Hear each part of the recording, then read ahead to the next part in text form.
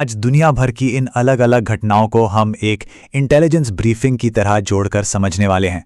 कोशिश करेंगे ये जानने की कि दुनिया में अस्थिरता का पैटर्न आखिर है क्या।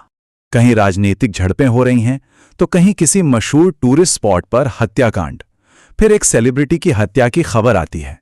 तो सवाल ये उठता है कि क्या ये सब सिर्फ अलग अलग हेडलाइंस हैं या फिर ये किसी बहुत गहरी बढ़ती हुई अस्थिरता की तरफ इशारा कर रहे हैं। चलिए आज इन्हीं सवालों के जवाब खोजते हैं। तो चलिए शुरू करते हैं। सबसे पहले बात करते हैं उन संघर्षों की जो किसी भी देश के अंदर पनपते हैं। अक्सर यही वो पहली और सबसे साफ चेतावनी होते हैं जो हमें बताते हैं कि बड़े लेवल पर कुछ गड़बड़ा होने वाली है। एक अच्छा उदाहरण है पश्चिम बंगाल। देखिए, चुनाव का माहौल था और इकबालपुर पुलिस स्टेशन के ठीक बाहर एक हिंसक झड़प हो गई।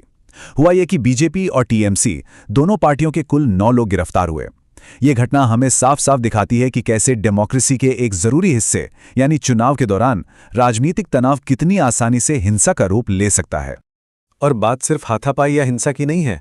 तमिलनाडु में देखिए, एक रूटीन चेकिंग में अधिकारियों के हाथ क्या लगा? लगभग 2.5 करोड़ रुपए कैश, जिसका कोई हिसाब नहीं। ये आंकड़ा अपने आप में बताता है कि चुनावों पर असर डालने की कोशिशें कितने बड़े पैमाने पर और कितने ऑर्गेनाइज तरीके से होती हैं। वापस पश्चिम बंगाल पर नजर डालें तो तस्वीर और भी बड़ी हो जाती है। कुल मिलाकर सोचिए, 323 करोड़ रुपए से ज्यादा की चीजें जब्त की गईं और इसमें क्या क्या नहीं है? कैश, ड्रग्स, शराब, सोना चांदी, सब कुछ। ये नंबर चिल्ला चिल्लाकर बता रहे हैं कि हमारी डेमोक्रेटिक प्रोसेस को अंदर से खोखला करने के लिए पैसों और नशे जैसी चीजों का कितना जबरदस्त इस्तेमाल हो रहा है। तो देखिए, एक ही देश भारत और यहां हमें अंदरूनी दबाव के 2 बिल्कुल अलग अलग रूप देखने को मिल रहे हैं। एक तरफ बंगाल और तमिलनाडु हैं जहां सिस्टम कोशिश कर रहा है चुनावों को निष्पक्ष रखने की, और दूसरी तरफ है मणिपुर जहां एक बम धमाके में 2 बच्चों की मौत के बाद लोग इंसाफ के लिए सड़कों पर हैं। दोनों ही मामले भले ही अलग हों लेकिन एक ही चीज की तरफ इशारा करते हैं, देश के अंदर बढ़ता हुआ तनाव। अच्छा, अब जरा अपना दायरा बढ़ाते हैं। ये समझने की कोशिश करते हैं कि हिंसा तो हिंसा होती है, लेकिन कब एक छोटा लोकल क्राइम एक इंटरनेशनल घटना बन जाता है? क्या फर्क होता है एक स्थानीय ट्रेजेडी और एक ऐसी घटना में जिसका असर पूरी दुनिया पर पड़ता है? इसके लिए असम की इस घटना को देखते हैं। एक बुजुर्ग का अपहरण और फिर हत्या। इसकी वजह क्या थी? कोई बड़ी साजिश नहीं, एक पुराना जमीनी विवाद। ये बहुत ही दुखद है, इसमें कोई शक नहीं, लेकिन इसका जो असर है वो उस खास इलाके तक ही सीमित है। ये एक परफेक्ट एग्जाम्पल है एक लोकल क्राइम का। और अब इसकी तुलना कीजिए मेक्सिको की इस घटना से। जगह है टियोथिहुआकान, दुनिया के सबसे मशहूर टूरिस्ट स्पॉट्स में से एक। यहां एक हमलावर पिरामिड से गोलियां चलाता है और शिकार कौन बनते हैं? अलग अलग देशों के tourist. Canada, America, Colombia, Brazil, रूस। ऊपर से हमलावर की सोच एक खास विचारधारा से जुड़ी थी। बस इस एक घटना ने तुरंत पूरी दुनिया का ध्यान खींच लिया और फौरन हाई लेवल जांच शुरू हो गई। ये चार्ट हमें साफ दिखाता है कि ये घटना कितनी इंटरनेशनल थी। सोचिए, जब विक्टिम्स इतने सारे अलग अलग देशों के नागरिक हों तो ये मामला सिर्फ एक लोकल क्राइम का नहीं रह जाता, ये सीधे सीधे एक ग्लोबल सिक्योरिटी का मुद्दा बन जाता है, क्योंकि इससे पूरी दुनिया के लोगों पर असर पड़ता है। और फिर मेक्सिको की राष्ट्रपति का बयान देखिए। जब किसी देश का सबसे बड़ा लीडर खुद सामने आकर इस तरह बात करे तो समझ जाइए कि मामला कितना गंभीर है।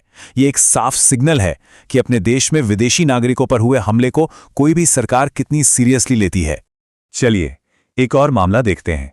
ये भी काफी हाई प्रोफाइल है, म्यूजिशियन D4VD का केस। इसमें एक सेलिब्रिटी का नाम जुड़ा है तो मीडिया में खूब चर्चा है, लेकिन असल में ये एक लोकल लॉ एनफोर्समेंट का मामला है। इसका दायरा और इसका असर मेक्सिको वाली घटना से बिल्कुल अलग है। और फर्क देखने के लिए इसकी जांच का तरीका देखिए।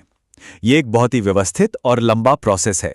अवशेष मिलने से लेकर पहचान, वारंट और आखिर में जाकर आरोप तय होने तक महीनों बल्कि साल लग गए। ये टियोटिहुआकान वाली घटना से बिल्कुल उल्टा है, जहां मामला नेशनल सिक्योरिटी का बना और तुरंत नेशनल गार्ड को एक्शन में लगा दिया गया। तो अब बात करते हैं उन खतरों की जो साफ साफ एक देश की सरहद पार करके आते हैं, और ये भी देखेंगे कि देश इन खतरों से निपटने के लिए किस तरह के डायरेक्ट एक्शन लेते हैं। राष्ट्रपति ट्रंप का ये बयान इस पूरी बहस को एक नया मोड़ देता है। वो कह रहे हैं कि ड्रग कार्टेल्स के खिलाफ जो चल रहा है वो कोई पुलिस एक्शन नहीं बल्कि एक आर्म्ड कॉन्फ्लिक्ट है। मतलब इसे एक जंग की तरह देखा जा रहा है। और जब किसी चीज को जंग कहा जाता है तो उससे निपटने का तरीका भी पूरी तरह बदल जाता है। और ये सिर्फ बातें नहीं है, एक्शन भी हो रहा है। अमेरिकी सेना कैरेबियन सागर में जिन नावों पर ड्रग्स ले जाने का शक होता है, उन पर सीधे मिलिट्री स्ट्राइक कर रही है। हाल के एक हमले में 3 और लोग मारे गए, और जब से ये अभियान शुरू हुआ है तब से मरने वालों का आंकड़ा 181 तक पहुंच चुका है। ये एक देश की सरहद के पार जाके किया गया सीधा और जानलेवा एक्शन है। लेकिन हर देश का जवाब मिलिट्री फोर्स से नहीं होता। कभी-कभी ये जवाब खुफिया जानकारी यानी इंटेलिजेंस के जरिए दिया जाता है, जैसे जर्मनी में हुआ, जहां खुफिया जानकारी के आधार पर एक बम धमाके की साजिश को वक्त रहते ही नाकाम कर दिया गया। जर्मनी के अधिकारियों ने इस साजिश के लिए एक खास शब्द इस्तेमाल किया, विदेशी हित या फॉरेन इंटरेस्ट्स। इसका सीधा सा मतलब है कि खतरा देश के अंदर का नहीं बल्कि बाहर से आ रहा था। इसमें दूसरे देशों के लोग या ग्रुप शामिल थे, और ऐसे खतरों से निपटने के लिए मिलिट्री स्ट्राइक नहीं बल्कि इंटेलिजेंस पर आधारित ऑपरेशन की जरूरत पड़ती है। तो चलिए अब इन सभी अलग अलग घटनाओं को एक साथ जोड़ते हैं, एक एनालिस्ट की तरह सोचते हैं और ये समझने की कोशिश करते हैं कि आज के दौर में खतरों का पूरा ढांचा कैसा दिखता है। तो आज का थ्रेट मैट्रिक्स कुछ ऐसा है। भारत में राजनीतिक अस्थिरता है जो चुनावों को खतरे में डाल रही हैं। अपराध को देखें तो असम के लोकल झगड़े से लेकर लॉस एंजल्स के हाई प्रोफाइल मर्डर तक सब कुछ है। मैक्सिको में विचारधारा से जुड़ी मास वायलेंस है। कैरिबियन में ऑर्गेनाइज्ड क्राइम इतना बड़ा हो गया है कि उस पर मिलिट्री एक्शन लेना पड़ रहा है। और जर्मनी में आतंकवाद की वो साजिशें हैं जिन्हें इंटेलिजेंस नेटवर्क रोक रहे हैं। ये सब एक साथ मिलकर आज की अस्थिरता की पूरी तस्वीर बनाते हैं। और यहीं पर आकर हम इस विश्लेषण के सबसे बड़े सवाल पर पहुंचते हैं।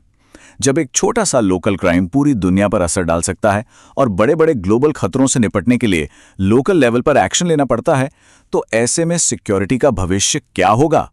ये एक ऐसा सवाल है जिसके बारे में दुनिया भर के एनालिस्ट्स को अब सोचना ही होगा।